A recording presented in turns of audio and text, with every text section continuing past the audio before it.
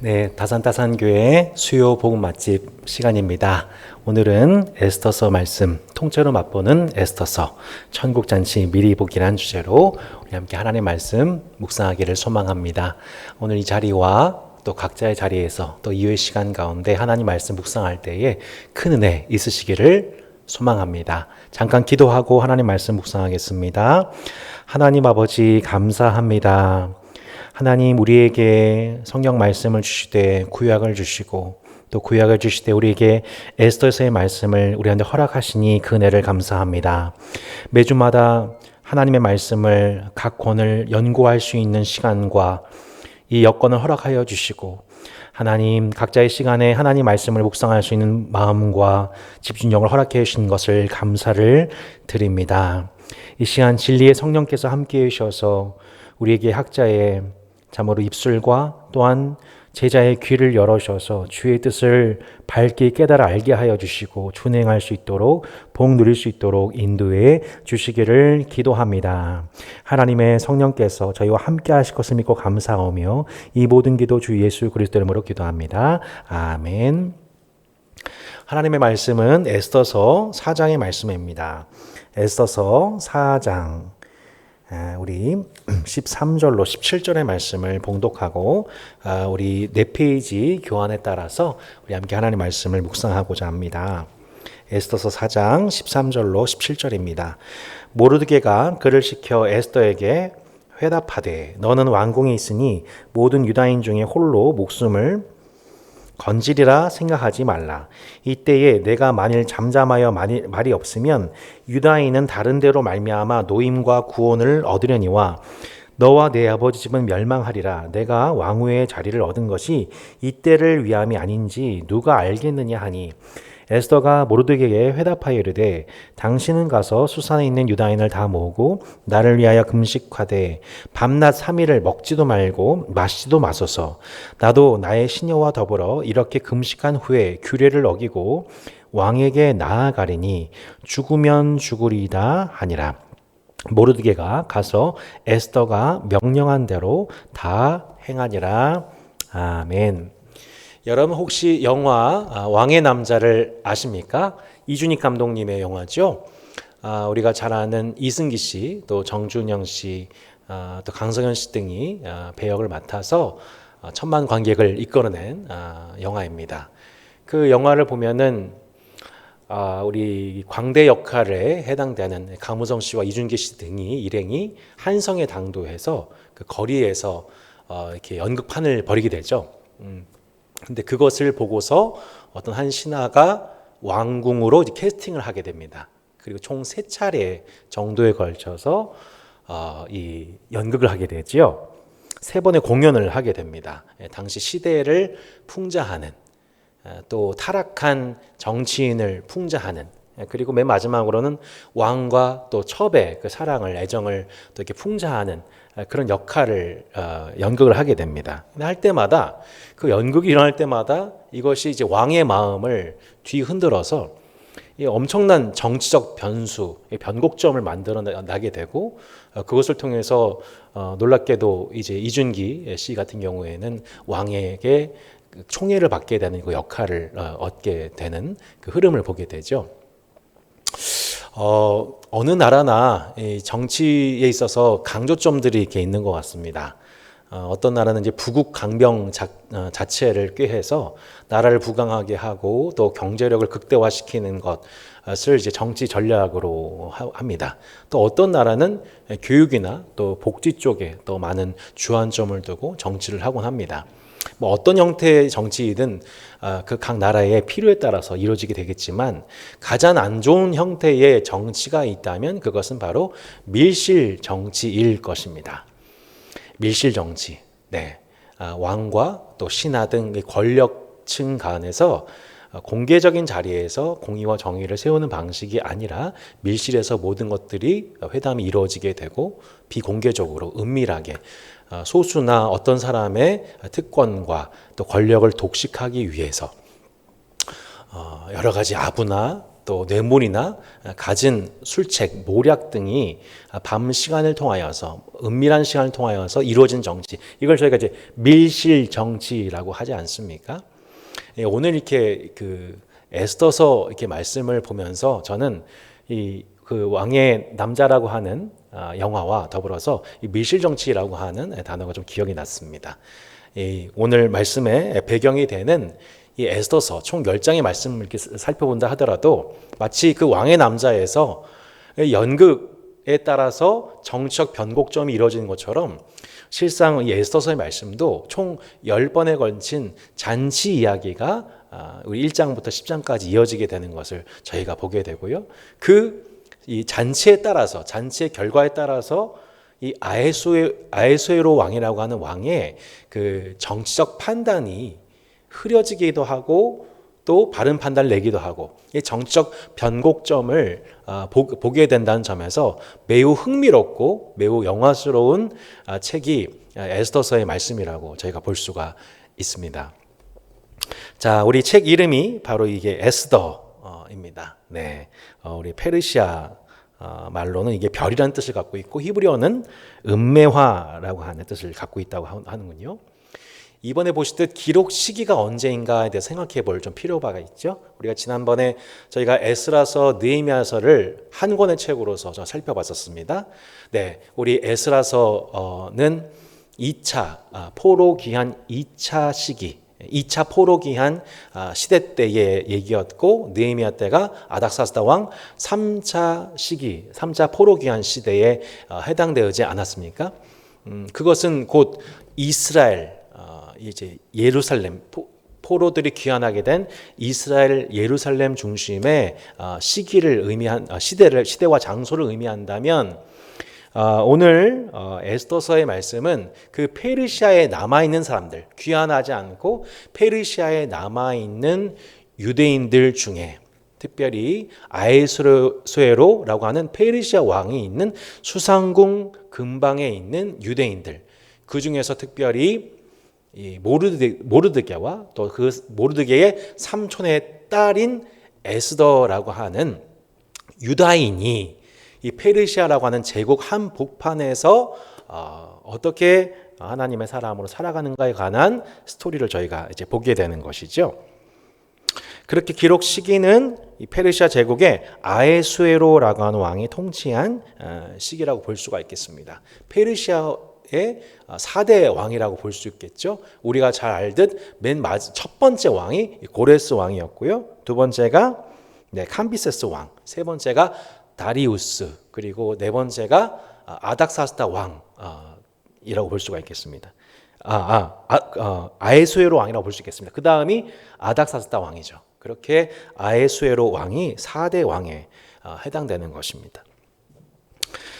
당시 페르시아에 거주하던 유다인들을 배경으로 하여서 당시 닥쳤던 위기의 시간을 배경으로 하는 책이 바로 에스더서라고 볼 수가 있겠습니다. 3번에 보시듯 고레스 칙령 후에 스룹바벨이 예루살렘 성전을 재건하던 때, 그리고 에스라가 2차 귀환대를 이끌고 예루살렘으로 돌아오던 때의 중간기쯤이라고 볼 수가 있겠고요. 이 책의 곳곳에 보면은 이 역대지략이라는 표현이 나오게 되는데요.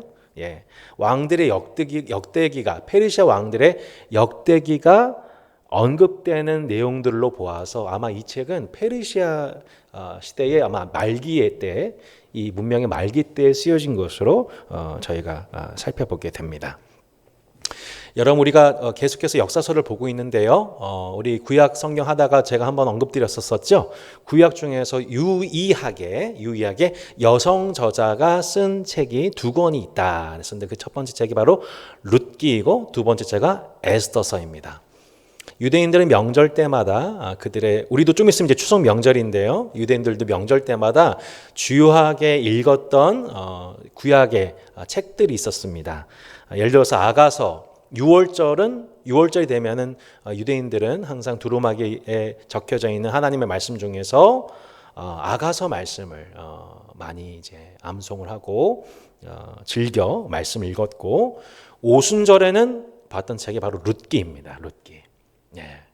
그리고 예루살렘 성전 파괴일 때는 예레미야 애가가, 장막절에는 전도서가, 그리고 맨 마지막으로 이 불임절이라고 하는 유대인 절기에 그들이 항상 우리 애정하면서 읽었던 책이 뭐냐면 바로 에스더서인 것입니다. 에스더서.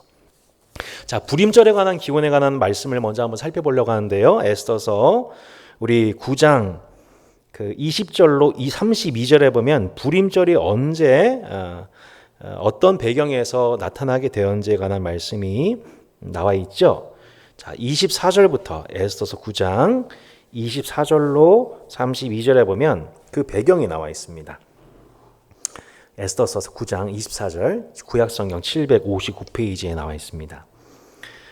곧 아각 사람 함므다다의 아들 모든 유다인의 대적 하만이 유다인을 진멸하기를 꾀하고 부르 곧 제비를 뽑아 그들을 죽이고 멸하려 하였으나 에스더가 왕 앞에 나아감을 말미암아 왕이 조서를 내려 하만이 유다인을 해하려던 악한 꾀를 그의 머리에 돌려보내어 하만과 그의 여러 아들을 나무에 달게 하였으므로 무리가 부르의 이름을 따라 이 두 날을 불임이라 하고 유다인이 이 글의 모든 말과 이 일에 보고 당한 것으로 말미암아 뜻을 정하고 자기들과 자손과 자기들과 화합한 자들이 해마다 기록하고 정해놓은 때 이 두 날을 이어서 지켜 패하지 아니하기로 작정하고 각 지방 각 읍 각 집에서 대대로 이 두 날을 기념하여 지키되 이 불임일을 유다인 중에서 패하지 않게 하고 그들의 후손들이 계속해서 기념하게 하였더라라고 불임절의 기원이 나와 있지요.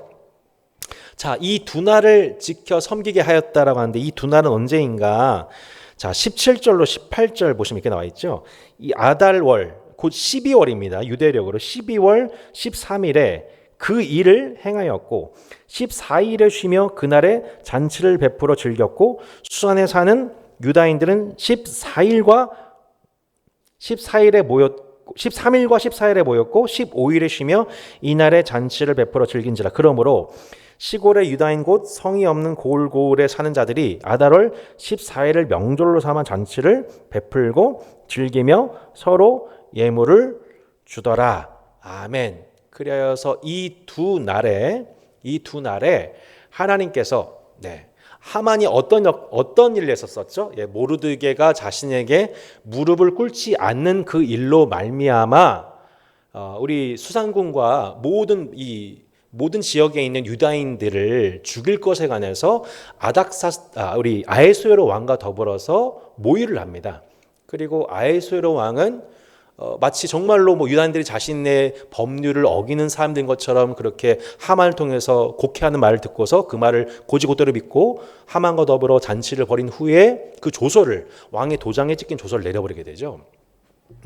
근데 그 날을 뽑은 날이 언제였냐면은 당시가 1월이었는데 부르 곧 제비를 뽑은 그날이 12월이었던 거죠. 12월 13일. 결국 유다인들은 모두 다 그날 그 부르라고 하는 불임절. 그러니까 불임절은 이제 한자가 아닙니다.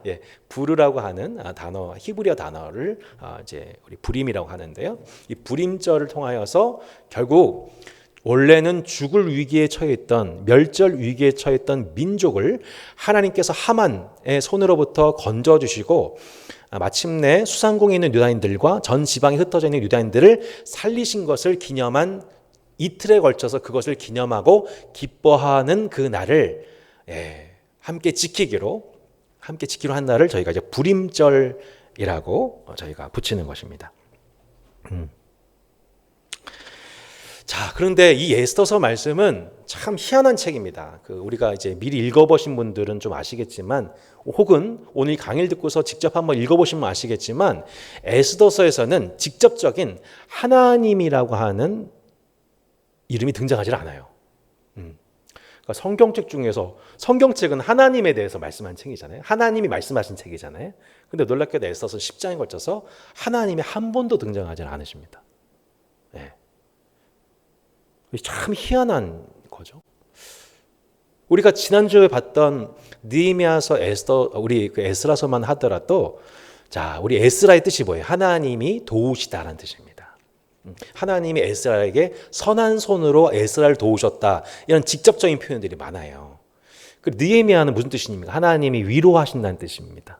각자 성전을 재건하고 성벽을 재건하는 그 일에 대적들의 수많은 방해가 있었지만 하나님이 에스라를 도우셨고 느헤미야가 했던 모든 행동들을 위로해 주심으로 하나님의 선한 손이 그들을 도우매 하는 그 모든 일이 형통했다는 것을 저희가 보게 됩니다.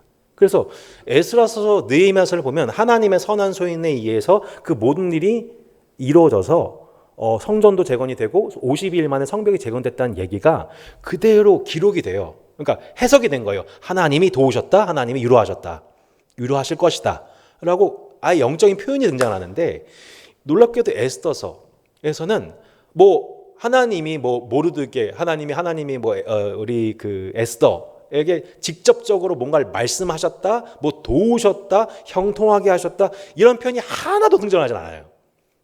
예. 그래서 많은 사람들이 에스더서를 처음 봤었을 때에 이게 도대체 하나님의 말씀 정경으로 인정할 만한 책인가 헷갈렸던 것이죠. 신앙적인 요소가 거의 나타나지 않아요. 유일하게 신앙적인 도전과 결단안이 나타나는 유일한 표현이 맨 처음에 저희가 읽었던 봉독했던 말씀이었던 그 유명한 에스더서 4장 14절 그리고 16절이었던 거예요. 이때 내가 만일 잠잠하여 말이 없으면 유다에는 다른 데로 말미암아 노인과 구원을 얻으려니와 너와 내 아버지 집은 멸망하리라. 내가 왕후의 자리를 얻은 것이 이때를 위함이 아닌지 누가 알겠느냐? 누가 알겠느냐? 무슨 뜻이에요? 지금 모르드게가 하만이 왕의 조서가 찍힌 그 전국에 유다인들은 모두 멸절 것에 관한 왕의 조서가 떨어졌었을 때에 그때 모르드게가 이제 베옷을 입고 굵은 베옷을 입고 문 앞에서 통곡하고 또 백성들이 다 같이 그 앞에 금식하면서 기도하는 그 장면. 근데 왕후인 에스더는 왕궁에서 있는 그때에 사람을 보내어가지고 사람을 오고 가게 하면서 서로 커뮤니케이션 할 때에 했던 얘기죠. 너는 지금 왕후로서 그 자리에 있는데 유다인 쪽에서 홀로 목숨을 지키라고 생각하지도 말아라. 너가 만일 잠잠해서 말이 없으면 하나님이 너가 순종하지 않는다고 해서 하나님 역사하지 않는 거 아니다. 얼마든지 하나님은 다른 방을 통해서 역사할 수 있는 분이다. 하지만 생각해봐라. 너가 지금 왕후의 자리에 있는 것이 이때를 위함인 줄 어떻게 알겠냐라고 지금 모르드게가 에스더를 도전하고 있죠. 말씀하고 있죠. 그리고 이것에 반응해서 우리 에스더가 뭐라고 회답을 보내요? 유다인들을 다 모아주세요. 금식하고 3일 동안 금식기도 해주세요. 저도 금식하고 마침내 어떻게 하겠다는 거예요? 왕 앞에 나가가지고 내가 평상시의 규례를 깨고, 원래 왕후든 신하든 누구든 자기의 요청에 의해서 왕 앞에 나갈 수 없어요. 그럼 왕의 마음이 불편해지게 되고 결국 그 사람 신하나, 심지어 1장에서 보면은 왕후 와스디가 주흥에 겨워서 어이 내 왕후가 예쁘니 다 불러와 잔치자리 불렀다가 와스디가 그걸 거절했죠. 거절하는 그 일 때문에 왕후 와스디는 결국에는 폐위가 되고 전국에 있는 미인 선발 대회를 통해서 뽑히게 된 에스더가 그 왕후가 됐단 말이에요. 그 맥락을 다 알고 있는 상황 속에서 어떻게 그 무서운 아하수에로의 왕, 그 감정 기복 충만한 그 왕 앞에 나가가지고 자기 요청을 할 수 있겠어요? 근데 지금 모르드게의 이 얘기, 신앙적 도전을 받고서 아멘 하면서 나도 금식하고 왕 앞에 나아가겠습니다. 내 차 죽으면 죽겠습니다. 라는 심정으로 나아가게 되는. 그러니까 하나님이 뭘 말씀하셨다가 아니죠. 하나님이 뭘 직접적으로 뭔가 막 직접 계시를 하시고 말씀하시고 도전을 주신 게 아니고 모르드게가 에스더를 도전하고 모르드게가 에스더를 도전하고 에스더는 그것에 대해서 맞다고 손뼉이 맞은 거죠. 죽으면 죽겠다고. 그 결과로서 에스더가 왕을 위해서 잔치를 베풀게 되면 두 번의 잔치를 베풀게 되면서 결국 그 두 번의 잔치를 통해서 새로운 하나님의 역사가 나타나게 되는. 하나님이 하셨다는 표현은 아무것도 등장하지 않는데 그 두 사람이 그 제국 한복판에서 서로 신앙적으로 도전하고 그것을 맞다고 얘기하고 그거밖에 없는 거예요. 에스더서는 하나님이 하셨다는 게 아무것도 없고 그냥 하나님이 없는 것 같아 보이는 그 페르시아 제국 한복판에서 그 두 사람이 서로 그 신앙적 권면과 그 권면에 대한 응답으로서 한 얘기밖에 없으니 야, 이거를 하나님 말씀 정경으로 인정하는 것이 맞을까? 의문이 있었던 거죠. 세 번째로 이 책에는 세속적인 야망, 정치적 음모가 너무너무 많습니다. 네. 게다가 10번의 잔치 이야기예요. 10번의 잔치 이야기. 제가 이제 서론에 얘기했지만 그 우리 왕의 남자라는 그 영화도 이 세 번의 연극에 따라서 정치적 변곡점이 생기게 되는데 에스더서도 마찬가지로 10번의 잔치 하는 동안에 계속해서 정치적 변곡이 생기게 돼요. 변주가 생기게 돼요. 초반에는 그 잔치들 아하수에로 왕이 펼친 그 술 잔치, 그리고 또 이제 하만과 하는 술 잔치, 또 왕후가 펼친 술 잔치, 그리고 이제 나중에 이제 변곡점에서 변환되는 시점이 뭐냐면 이제 에스더가 왕을 위해서 연 잔치, 그리고 맨 마지막에 구원받은 유다인들의 불임절 잔치, 이런 식으로 이제 연결이 되는 거죠. 그러니까 계속 잔치인데 여기서 미슈테, 이 잔치라는 단어 히브리어로 미슈테라는 단어예요. 미슈테. 근데 이 미슈테라는 단어는 구약에서 50여 번 등장하는데 에스더서에만 20번이 등장하는 단어예요. 이제 미슈테라는 단어가 뭐냐면 좀 속된 말로 코가 삐뚤어지게 술 마시는 거를 미슈테라고 한대요. 그러니까 성경책이라고 얘기하는 에스더서라는 말씀 보니까 계속 뭐예요? 정치적 야망, 술수, 이런 것들만 있고 계속 술 퍼먹고 술 취하고 왕과 신하들이 막 모의하고 작당하고 하는 이런 이제 세속 한복판 정치에서 있을 만한 얘기들이 계속 펼쳐지게 되니까 아니 이게 무슨 성경이야? 이게 뭐야? 이게 무슨 그냥 세속 이야기지? 이게 무슨 하나님의 말씀이야라고 초반에 많은 고민이 있었었던 거죠. 성경의 정경성 논쟁이 있었었던 거죠. 게다가 이 책은 성경의 다른 책에서 에스더서를 언급하지 않아요. 우리 보면은 다른 책에 보면은 뭐 예수님도 그러시잖아요. 뭐 신명기에 이런 말씀이 나와 있고 또 요나를 봤냐, 막 요나 언급하시기도 하고 다윗 들어봤니 하면서 이제 다 인용이란 말이에요. 근데 에스더서에는 인용이 없어서 많은 학자들이 고민을 참 많이 했던 거죠. 하지만 결과적으로는 이 말씀 AD 90년에 이 성경 랍비 구약 학자들에 의해서 이 책은 정경이 맞다. 이 전체의 스토리를 통하여서 하나님은 우리에게 분명한 선명한 메시지를 주고 계시다라고 하는 결론이 이르게 되었죠. 오늘 그 이유를 발견하고 그 에스더서를 통해서 에스더서만이 우리에게 줄 수 있는 하나님 백성에게 주는 위로가 뭔지, 왜 이 책이 정경으로 인정되어서 하나님의 사람을 온전케 하고 모든 선한 행실을 행하게 온전케 하는 성경의 기능에 부합한 책인지를 오늘 그 관점에 따라서 연구해 보는 거예요. 본서의 기록 목적이 뭐냐면 그렇게 뭐 하나님이라는 단어가 한 번도 등장하지 않는 룻기도 사실은 하나님이 뭐 룻에게 말씀하셨다, 뭐 보아스에게 명령하셨다 이런 얘기 하나도 없어요. 딱 2번 있죠. 뭐 여호와께서 굶주려 있는 백성을 돌아보셨다. 굶주린 가운데 백성을 돌아보셨다. 이게 룻기 1장에 나오고 4장에 보면은 여호와께서 나오미 집안에 아들을 주셨다. 상속자를 주셨다. 딱 2번 나오거든요.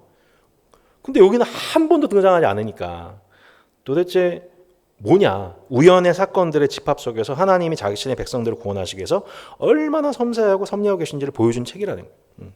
두 번째는 하나님께서 약속의 땅뿐만 아니라, 그러니까 이스라엘 성전이 재건되고 성벽이 재건되는 예루살렘에서만 하나님이 임재하고 계신 것이 아니라 멀리 이방의 땅, 제국의 땅, 이 페르시아 한복판 가운데서 하나님이 그들의 역사를 주관하고 계시다라는 것을 보여준 책입니다. 그리하여 하나님 백성들이 세속의 힘과 질서 속에서 어떻게 지혜롭고 신실하게 살아가는지를 끼워주는 책이라고 볼 수 있고, 마지막은 우리 살펴봤던 대로 불임절의 기원을 설명한 책이 에스더서라고 볼 수가 있는 것이죠. 자, 한번 에스더서의 맥을 한번 잡아보겠는데요. 방금 말씀드렸지만 에스더서는 계속해서 어떤 일이 중심으로 우리 스토리가 이어지고 있냐면 10번의 잔치 이야기. 10번의 잔치 이야기죠.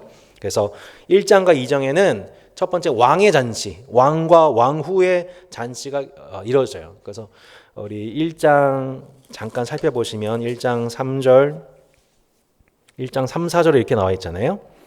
왕위에 있은 지 제3년에 그의 모든 지방관과 신하들을 위하여 잔치를 베푸니 바사와 메대의 장수와 각 지방의 귀족과 지방관들이 다 왕 앞에 있는지라. 왕이 여러 날, 곧 며칠이요? 180일 동안 그의 영화로운 나라의 부함과 위엄의 혁혁함을 나타내니라. 한 나라의 정치 방식이 이렇게 잔치에 의한 정치.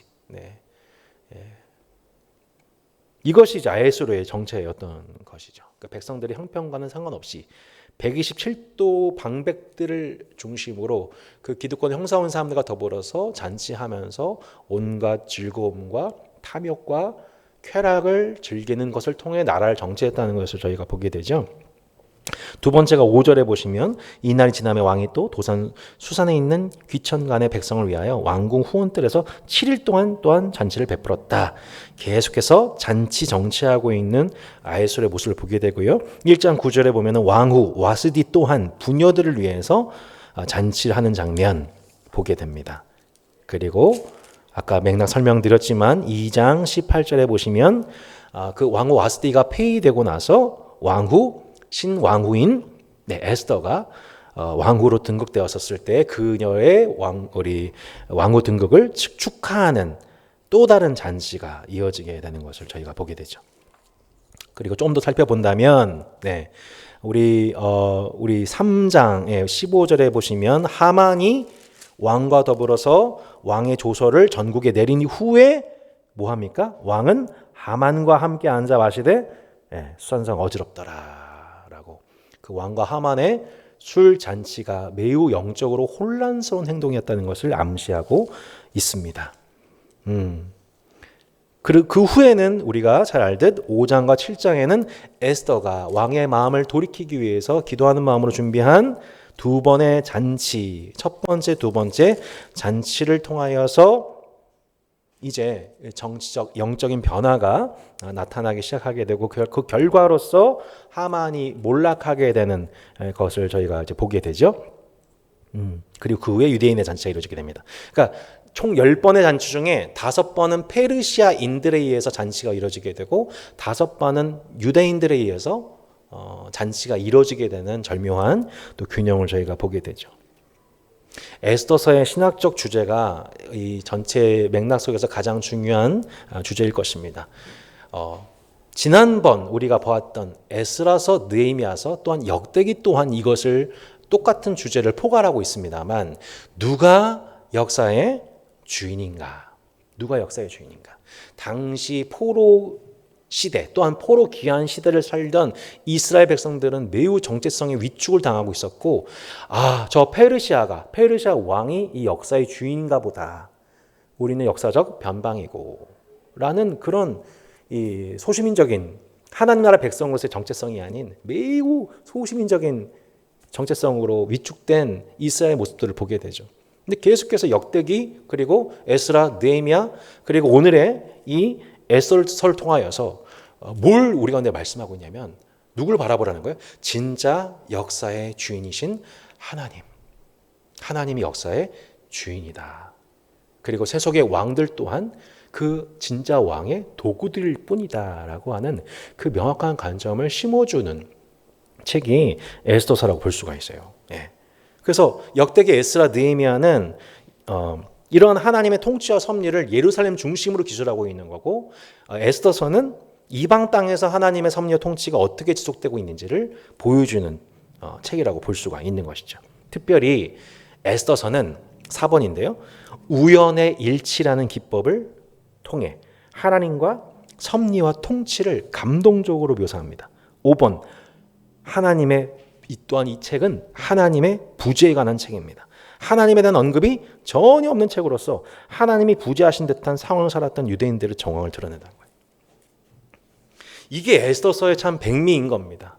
에스더를 생각해 보면 네, 에스더를 쭉 한번 이렇게 읽다 보면은 독자들은 어떤 상상을 하게 되냐면, 아니 어떻게 하필 이 타이밍에 이런 일이 일어나지? 라는 생각을 하게 돼요. 첫 번째, 우리가 생각해 볼 수 있는 우연은 뭐냐면, 왕후 와스디가 왕을 거절하는 그 일로 이 사람도 에스더 같아요, 그죠? 이게 그 일로 말미암아 폐위가 된단 말이에요. 폐위가 되는 그 일로 말미암아 전국의 미인대가 열리게 되고 그 결과로서 에스더가 그 타이밍에 왕후가 되는 희한한 섭리를 저희가 보게 되는 거죠. 읽다 보면, 결과적으로 보다 보면 또 여러 가지 우리가 바라보게 되는 게 뭐냐면, 그렇게 해가지고 우리 에스더 양께서 우리 왕후가 되시고 함께 모르드게가 있던 중에 모르드게가 뭘 또 보게 되냐면, 왕을 시해하려고 하는 신하들의 작당을 보고서 그걸 고발해서 결국에는 아하수로 왕이 목숨을 보존받게 되고, 그 일이 아하수로가 당장 알고 모르드게를 높인 게 아니에요.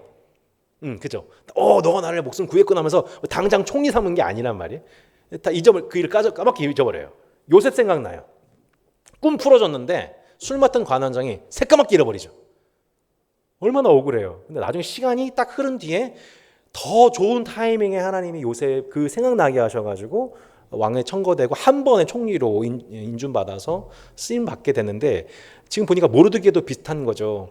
그러니까 왕을 살렸는데도 불구하고 왕은 잊어버리고 다만 역대 지략에 기록이 되죠. 궁중일기에 기록되죠. 우리 2장 23절에 보시면 궁중일기에 기록됐다는 표현이 나와요. 근데 궁중일기에 기록되고 이건 한동안 이제 역사에 묻히게 됩니다. 모르드게 행적은 묻히게 됩니다. 그런데 이 얘기가 나중에 언제 드러나게 되냐면 결정적인 그 정치적 변곡점 6장에 보면 아하수로 왕이 어느 날 갑자기 잠이 오지 않아요. 불면증에 시달리다가 우연 잠결이 일어나서 뭘 하겠어요. 갑자기 책을 본 거죠. 그 책이 뭐였던 거예요? 궁중일기였던 거죠. 근데 궁중일기 봤더니 누가 등장해요? 모르드게가 자신을 살린 얘기가 생각이 딱 나면서 그 밤중에 홀커니 내가 이 사람한테 내가 칭찬해줘야겠다, 상을 줘야겠다는 생각을 하고 있는 거죠. 아주 우연한 그 시점에. 근데 그날 다음 날 하만이 누굴 죽이려고 해요? 모르드게를 죽이려고 하는 거죠. 나무에 매달아서 모르드게를 죽일 작정을 하는 그날. 그 날이 절묘하게 맞아떨어지게 되는데 또 어떤 우연이 일어나게 됩니까? 그 왕에게 하만이 등장하게 되고, 하만에게 뭐라고 얘기해요? 내가 가장 총애한 신하한테 어떻게 하면 그 사람을 영예롭게 할 수 있겠느냐 했더니, 하만이 자기인 줄 알고 어떻게 합니까? 그 사람을 말에 태워가지고 사람들 앞에 칭송을 받게 해주십시오. 자신을 높이려고 하다가 결국 어떻게 됩니까? 아하수로 왕이 하만에게 명령하여서 너가 직접 누굴 태워서? 모르드게를 태워서 백성들 앞에서 칭찬과 영예를 얻게 해라. 하만이 결국엔 그 일을 하고서 머리를 쌓고 집에 돌아간단 말이죠. 왜 하필 그 타이밍에 그 밤중에 아하수로 왕이 밤잠을 이루지 못하고, 왜 하필 그 타이밍에 하만이 그런 마음을 가졌다가 왕 앞에 등장해서 그렇게 대답을 하고, 이게 다 보니까 하나님이 뭐 하셨다 이런 게 하나도 없어요.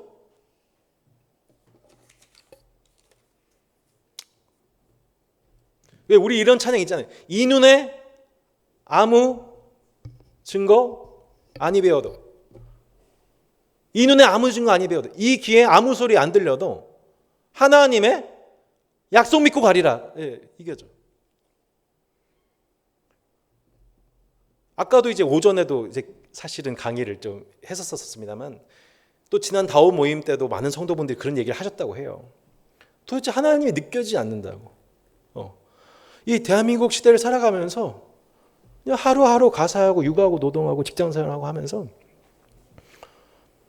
세속 시민들이나 나나 별반 다를 거 없이 그냥 살아가는 것만 같다고.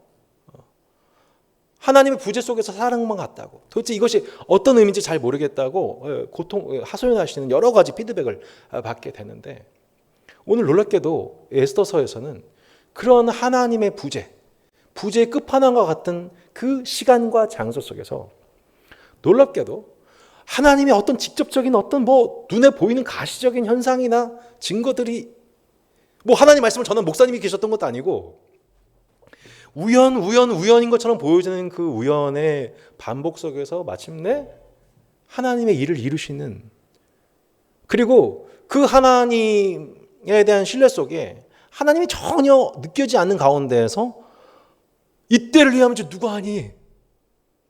너가 지금 왕후의 자리에 앉는 게 이때를 위하면 어떻게 아니? 저를 위해서 기도해 주세요. 3일 동안 금식해 주세요. 저도 금식하고 왕 앞에 나갈게요. 라고 하는 그 두 사람의 관계. 이것이 에스더서가 우리에게 도전한 바라는 거예요. 아무 소리 안 들리고 어때 눈앞에 믿을 만한 것이 없다 하더라도 딱 하나 하나님의 말씀을 붙잡고 우연같처럼 보여지는 그 모든 일들 통하여서 왕과 이인자 위에서 역사하시는 진짜 왕이신 하나님이 인간의 눈으로 봤을 때는 우연이지만 그것을 필연적으로 이뤄가시는 하나님을 우리가 바라보면서 하나님 백성으로서 정체성을 지켜가야 된다고. 이거를 지금 보여주고 있는 책의 기법이 에스더서라는 거예요. 하나님이 한 번도 등장하지 않아요. 왜냐? 페르시아에 살고 있던 유다인들의 심정이 그랬던 거죠. 하나님 없는 것 같아. 페르시아의 왕과 페르시아에서 섬기는 신들, 마르둑이라는 신이 최강인 것 같아. 우리는 그냥 그 하나님을 잊어버린 이 땅에서 그냥 살 수밖에 없어.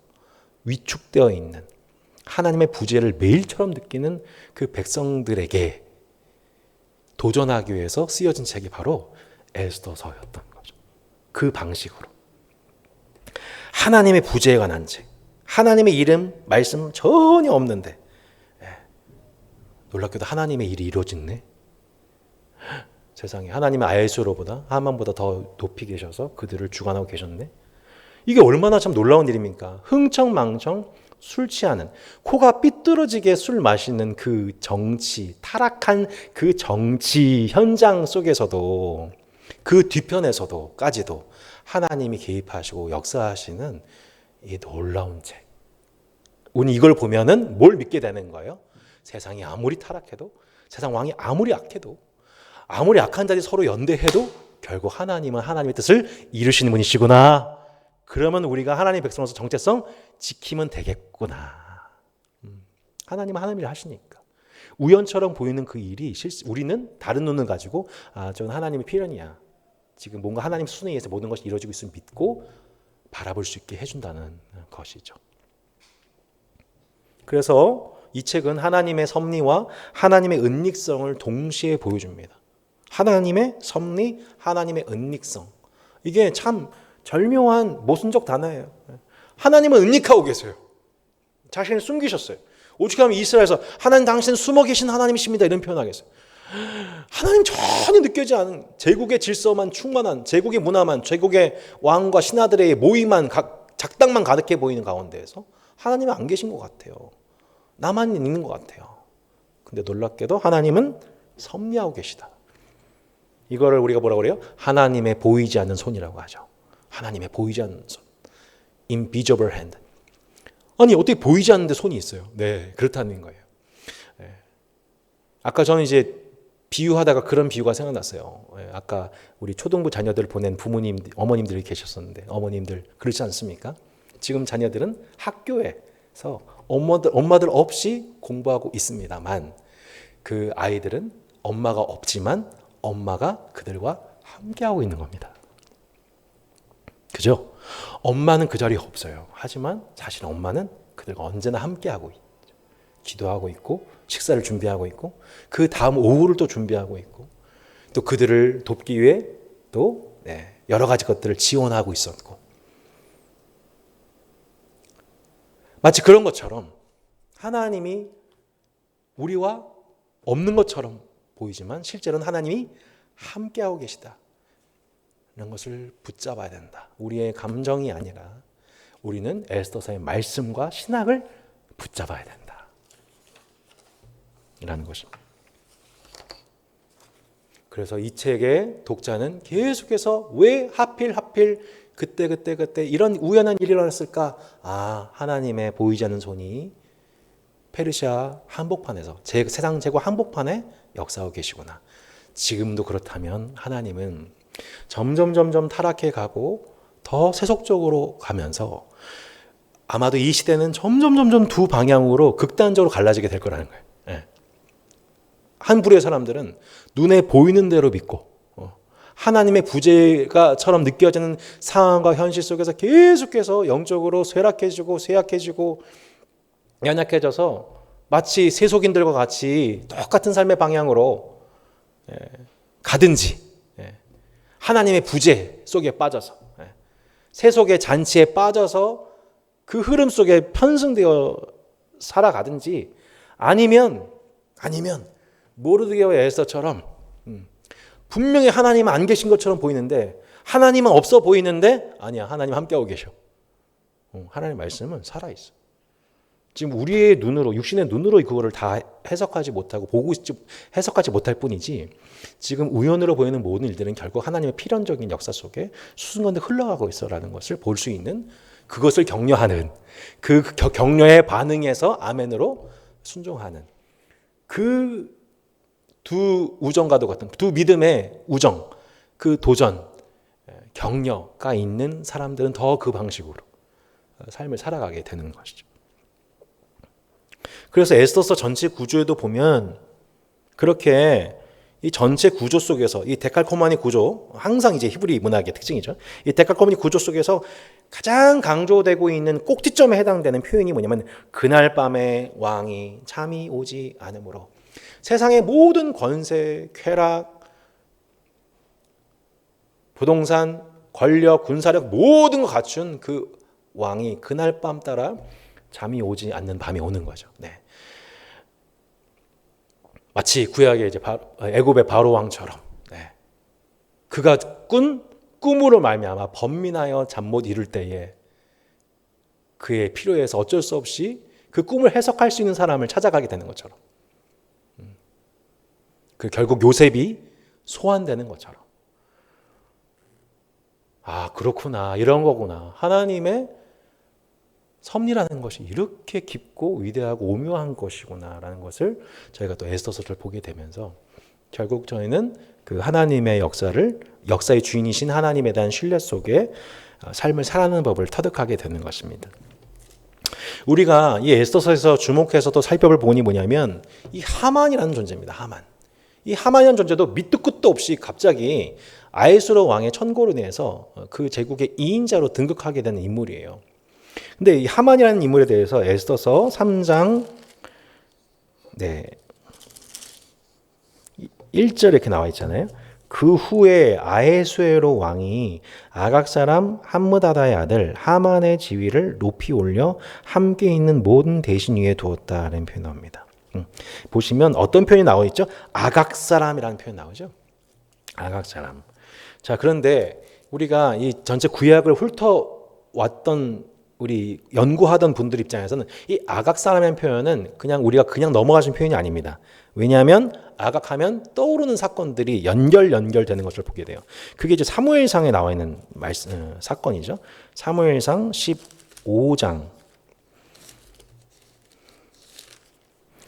사무엘상 15장에 보면 2절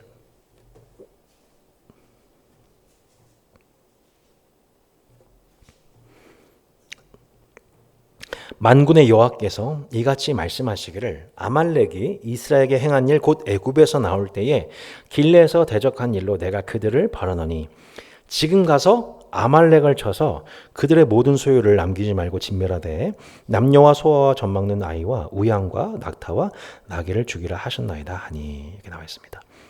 네, 아말렉과의 전쟁이 일어나게 되죠. 근데 어떤 것 때문에 아말렉과의 전쟁하냐면 그 이유가 있는데 애굽에서 나올 때 길에서 대적한 일이라고 나와 있습니다. 자, 애굽에서 나올 때 길에서 대적한 일로 인해서 아말렉에 대해서 하나님이 그들을 치라고 진멸하고 말씀하시고 8절 보시면 이렇게 나와 있죠. 아말렉 사람의 왕 누구죠? 아각을 사로잡고 칼날로 그의 모든 백성을 진멸하였을 때 이렇게 나와 있는데 사울과 백성이 아각과 그의 양과 소의 가장 좋은 것 또는 기름진 것과 어린 양과 모든 좋은 것을 남기고 진멸하기 즐겨 아니하고 가치 없고 하찮은 것은 진멸하니라. 하나님께서 진멸하라고 하신 아말렉 곧 아각 왕의 족속들을 다 진멸하지 않고 그 중에 좋아 보이는 재물들은 좋은 것을 남겼다라는 표현이 나오게 됩니다. 그러니까 하나님의 심판 명령을 어겼다. 그 일로 말미암아 하나님이 어떻게 하세요? 사울을 왕을 세우신 것을 후회하시고 그걸 폐위하시죠. 여기에 등장하는 그 아각이 바로 아말렉인 겁니다. 그리고 그 아각의 후손이 누구냐면 바로 하만인 겁니다. 근데 하나님이 왜 이렇게 아말렉을 싫어하시는 것에 대해서 그 사건에 대해서 우리가 좀 살펴볼 필요가 있는데 조금만 더 보면요. 출애굽기 17장 8절에 보시면 이스라엘 백성들이 출애굽하자마자 그들이 맞닥뜨린 그 민족, 싸우게 된 민족이 바로 아말렉이라고 8절에 나와 있죠. 아말렉이 와서 이스라엘과 르비딤을 싸우니라. 결과적으로 13절에 보시듯 여호수아가 칼날로 아말렉과 그 백성을 쳐서 무찌르니라. 여호와께서 모세에게 이르시되 이것을 책에 기록하여 기념하게 하고 여호수아에게 외어드리라. 내가 아말렉을 없이하여 천하에서 기억도 못하게 하리라. 모세가 제단을 쌓고 그 이름을 여호와 니시라 하고 이르되 여호와께서 맹세하시기를 여호와가 아말렉과 더불어 대대로 싸우려 하셨다 하였더라. 그러니까 이스라엘 백성들이 출애굽하자마자 처음 그들이 맞닥뜨린 대적이 아말렉이었고, 근데 놀랍게도 하나님은 이 아말렉과 더불어 대대로 싸우실 거다라고 말씀하십니다. 도대체 이 민족을 왜 하나님 이렇게 긍휼히 여기지 아니하시고 이렇게 미워하시는 걸까요? 에 대해서 히든 본문이 신명기 25장이에요. 신명기 25장에 보면 마지막으로 이제 보겠습니다. 25장에 보시면 25장 17절로 18절에 이렇게 나와 있어요. 신명기 25장 17절 18절입니다. 너희는 애굽에서 나오는 길에 아말렉이 내게 행한 일을 기억하라. 곧 그들이 너를 길에서 만나 내가 피곤할 때에 내 뒤에 떨어진 약한 자들을 쳤고 하나님을 두려워하지 아니하였느니라. 하나님께서 왜 이렇게 아말렉이라는 족속에 대해서 그렇게 미워하셨는가 해서 그 아말렉의 잔인성, 아말렉의 그 포악함, 곧 피곤한 자, 특별히 약한 자에 대한 긍휼이 없이 그들에 대해서 그들을 살육하고 도륙하려고 하는 그들의 내면의 그 악함으로 말미암아 하나님을 두려워하지 않은 그들의 그 폭력성과 악함 때문에 하나님은 그 폭력성과 악함과 더불어서 대대로 싸우고 이것을 여호수아의 귀에 외워 들리라고 말씀하시고 천하에서 기억도 하지 못하게 하시겠다라고 말씀하십니다. 그러니까 이 아말렉이라고 하는 것은 인간을 긍휼히 여기지 않는, 특별히 약자를 불쌍히 여기지 않는 인간의 폭력성과 악함 혹은 그것의 결집, 그것이 문명하던 사회 권세라고 볼 수가 있는 거죠. 근데 그 싸움이 출애굽에서부터 시작돼 가지고 계속 사사기 때 아말렉과 계속 싸우게 되고요. 사무엘서에서 보면 사울도 싸우고 다윗도 싸우게 됩니다. 근데 그 싸움이 어디서 지금 빵 하고 좀 터지냐? 크게 터지냐? 에스더서. 갑자기 난데없이 페르시아 왕 아하수에로 왕의 2인자로서 하만이 등극하는 그 순간, 그 자신에게 권위에 인정하지 않는 모르드게를 본 순간 그 진노가 누굴 향하고 있어요? 이스라엘 전체죠. 하나님의 백성. 그 하나님의 백성 전체를 죽이려고. 모르드게 한 사람이 아니라. 그 지난날 아말렉이 당했던 그것에 대한 원수에 대한 피갚음으로써 하만이 유대인을 학살하려고 하는 그 일을 벌이게 되는 거예요. 결국 그 하만과 싸우신 분은 누가 되는 거예요? 하나님이시죠. 하나님. 아말렉과 더불어 대대로 싸우리라. 천하에서 기억도 하지 못하게 하라신 그 하나님께서 그 아말렉에 있는 그 폭력성과 악에 대해서, 악한 문화에 대해서 하나님이 대대로 싸우시면서 마침내 그 하만에 대해서 승리하시는 책이 뭐예요? 에스더서인 거예요. 그 하나님의 승리를 기뻐하는 책이 뭐예요? 에스더서이고, 그것을 기념한 날이 뭐예요? 바로 불임절이었던 거예요.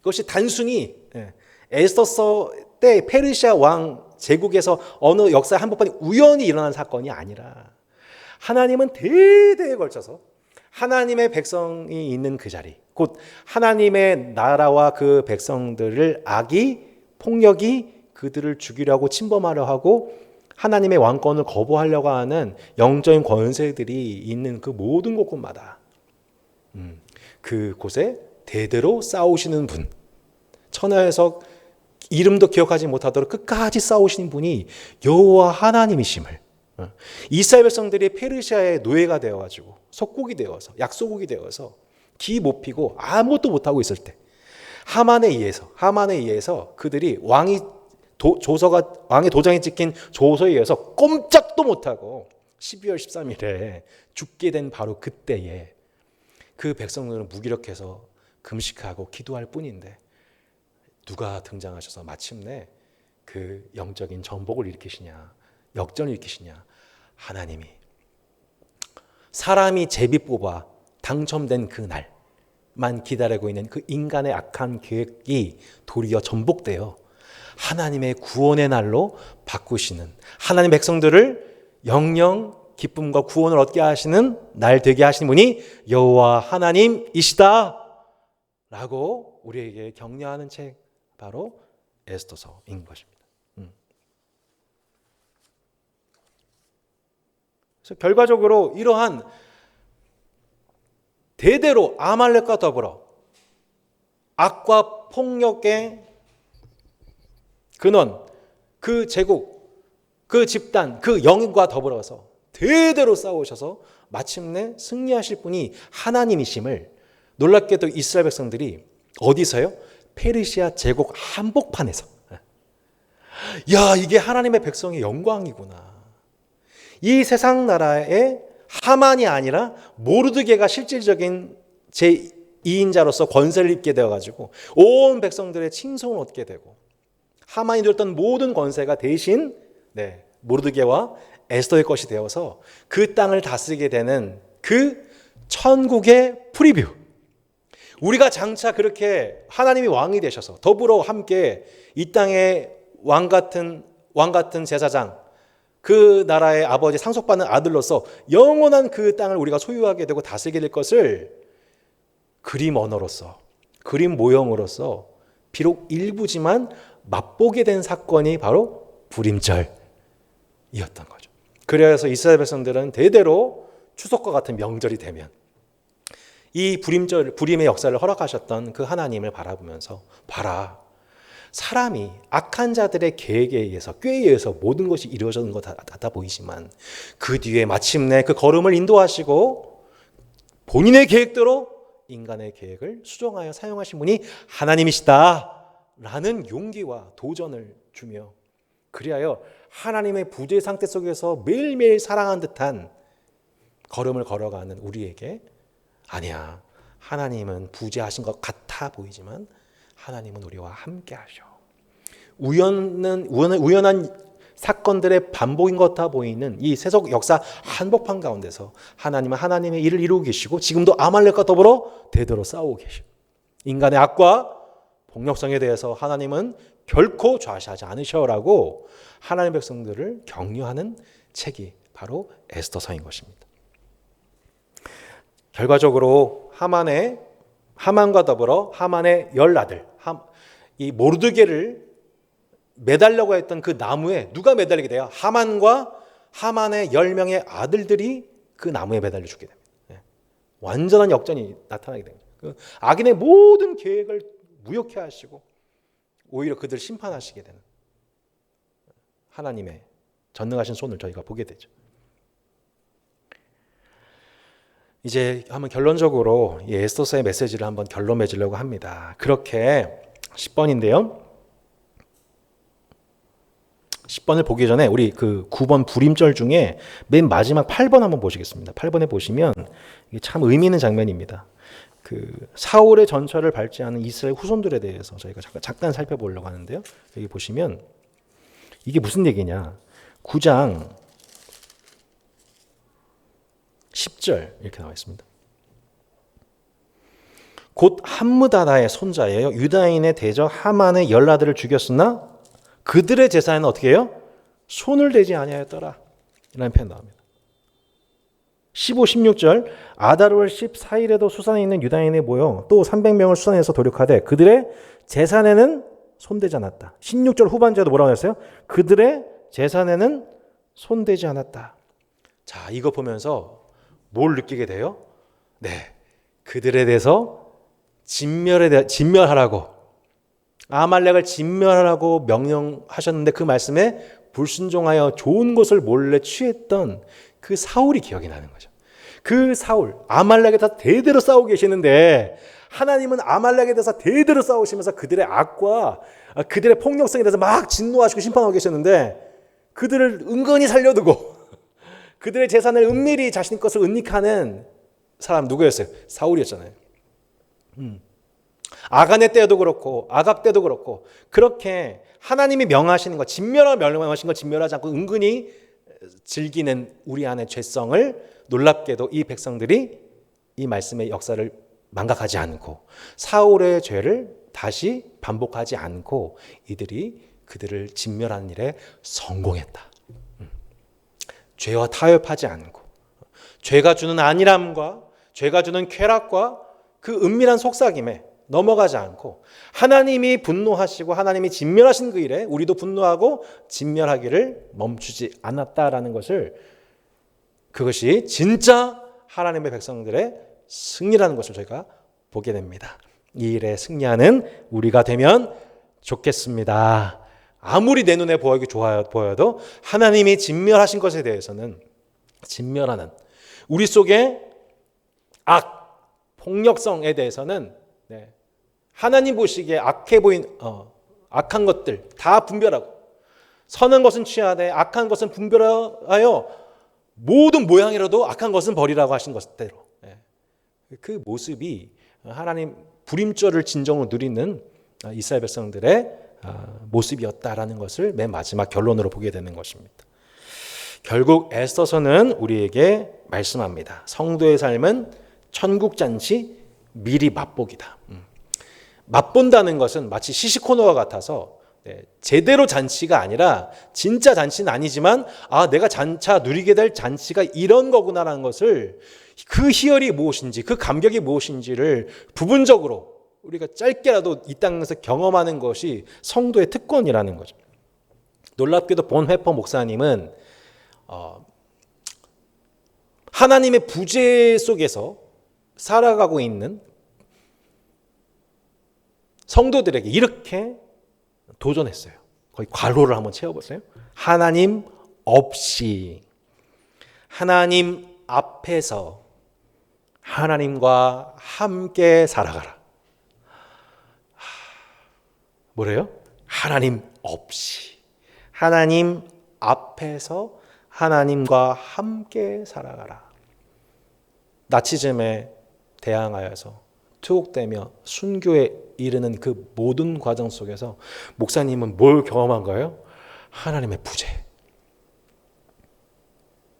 그의 기도에 응답하지 않으신, 그의 얼굴을 가리시는, 자신을 구원하지 않으신 것 같은 하나님의 부재. 너무나도 피부에 와닿는 그 부재라는 말로는 설명 외에는 달리 설명이 되지 않는 그 신자의 그 외로움과 고독 속에서 하나님, 그는 외쳤던 거예요. 하나님 없이. 하지만 하나님 앞에서, 그리고 하나님과 함께 살아가라. 이것이 어떻게 보면 우리가 이 땅에서 경험하는 신앙의 끝판왕이 아닐까, 끝판왕의 고백이 아닐까. 하나님 없이, 하나님의 부재 같아 보이는 이 생을 살아가면서도 놀랍게도 하나님 앞에 살아가고 있고 하나님이 나를 보고 계시는 믿음으로 살아가고 있고, 부재 같아 보이는 상황인데 여전히 하나님과 함께하고 있는, 아니야 하나님 나와 함께 있어 라고 믿는 그 믿음으로 본헤퍼 목사님이 그 길을 걸어가셨고, 그리고 에스더와 모르드게가 그렇게 서로를 격려하고 도전하면서 너무 아름다운 두 사람인 것 같아요. 정말 빛나는 두 사람인 것 같아요. 온 세계 다 깜깜한데 유일하게 딱 하나 보이는 빛, 두 빛이 거기에 있었던 거죠. 그런 존재들로서 세상 항복하면서 용맹스럽고 지혜로운 신자로 살아갈 것을 우리 가운데 도전 주는 책. 온 세상 사람들이 다 하나님의 부재의 느낌 속에서 하나님이 없다 말할 때 아니야, 하나님의 부재처럼 느껴질 뿐 하나님 나와 함께하고 계셔라고 말하며, 우리는 그래서 지금 하나님이 내게 주신 이 상황에 대해서 혹시 하나님이 내게 요구하신 것이 바로 이때를 위함이 아닌지 나는 이 내 상황을 분별해야 돼 라고 상황을 해석하고 그렇게 형제에 대해서 격려해주고 도전하는 그 관계를 지켜갈 것에 대해서 에스더서는 우리에게 위로하고 격려하고 있는 거죠. 두 번째, 천국잔치는 이미 시작되었으나 또한 아직 시작되지 않았다는 거예요. 우리가 이 불임절, 최종적인 불임절은 날은 언제일까요? 바로 요한계시록입니다. 마지막으로 요한계시록을 보고 마무리하겠습니다. 우리 하나님의 백성들에게 남아져 있는 진짜 불임절, 이 땅에서의 불임절이 아니라 최종적인 불임절, 이틀로 그치지 아니하고 우리 영영이 누리게 될 그 불임의 날이 언제입니까? 바로 요한계시록 19장 1절로 10절에서 그 어린 양의 혼인잔치를 얘기를 하고 있죠. 네. 6절에 보시면 또 내가 들으니 허다한 물이 음성과도 같고 많은 물소리와도 같고 큰 우레소리와도 같은 소리 이르되 할렐루야 주 우리 하나님 곧 전능하신 이가 통치하시도다. 우리가 즐거워하고 크게 기뻐하여 그에게 영광을 돌리세. 어린 양의 혼인계약이 이르렀고 그의 아내가 자신을 준비하였으므로 그에게 빛나고 깨끗한 세마포 옷을 입도록 허락하셨으니 이 세마포 옷은 성도들의 옳은 행시로다. 천사가 내게 말하기를 기록하라. 어린 양의 혼인잔치에 청하나 받은 자들은 복이 있도다 하고 또 내게 말하되 이것은 하나님의 참되신 말씀이라 하기로 내가 그 발 아래 엎드려 경배하려 하니 그가 나에게 말하기를 나와 너와 및 예수의 증언을 받은 내 형제들과 같이 된 종이니 삼가 그리하지 말고 오직 하나님께 경배하라. 예수의 증언은 예언의 영이라 하더라. 우리가 최종적으로 참여하게 될 이 하나님의 어린 양의 혼인잔치, 이 날을 앞두고 이 참된 불임의 날, 영영한 기쁨의 날을 앞두고 우리는 필수적으로 그 앞에 뭘 경험하게 되냐면 요한계시록 18장 5절 6절에 나와 있는 이렇게 나와 있습니다. 4절 5절 6절 또 내가 들으니 하늘로부터 다른 음성이 나서 이르되 내 백성아 거기서 나와 그의 죄에 참여하지 말고 그가 받을 재앙들을 받지 말라. 그의 죄는 하늘에 사무쳤으며 하나님은 그의 불의한 일을 기억하신지라. 그가 준 그대로 그에게 주고 그의 행위대로 갑절을 갚아주고 그가 섞은 잔에도 갑절이나 섞어 그에게 주라. 어떤 권세에 대한 심판이에요? 2절에 나왔듯 힘찬 음성을 외쳐이르되 무너졌도다 무너졌도다 큰 성 바벨론이여 귀신의 처소와 각종 더러운 영이 모이는 곳과 각종 더러운 가증한 새들이 모이는 곳이 되었도다. 하나님을 대적하는 도성 세속의 도시 바벨론이 마침내 하나님의 심판을 받게 될 것을 말씀하며 내 백성들아 거기서 나와라. 죄에 참여하지 말아라.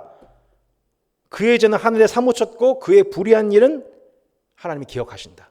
마치 하나님이 아말렉과 더불어서 대대로 싸우시고 마침내 천하에서 기억도 하지 못하게 하실 것처럼 마침내 이 세속 도성을 심판하실 것이고 그가 섞은 잔, 그가 준 그대로 그에게 주고 그의 행위대로 갑절을 갚아주고 그가 섞은 잔은 무엇일까요? 그가 흥청망청 마셨던 잔, 의인의 피를 흘리고 순교자의 피를 흘려서 성도의 피를 흘려서 흥청망청 부어라 마셔서 하면서 분별 없이 행했던 그 모든 악함과 폭력적인 문화와 질서와 악한 자의 연합과 연대와 의인들과 순교자들의 피를 흘리겠다는 그 모든 죄악들에 대해서 하나님이 그들을 심판하실 것이다.